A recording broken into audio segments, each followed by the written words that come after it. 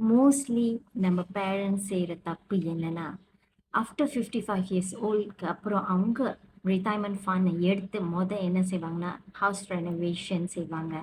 பிள்ளைங்களுக்கு கல்யாணம் பண்ணி வைப்பாங்க.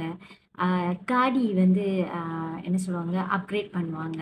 இல்லாட்டி மோட்டோ வந்து பெரிய மோட்டோ வாங்கணும்னு ஆசைப்படுவாங்க. ஸோ இந்த மாரி ட்ரீம்ஸ்லாம் இருக்கு. இந்த மாரி ட்ரீம்ஸ்ல அவங்க போய் அவங்க காசு செலவு பண்றது தப்பு இல்ல.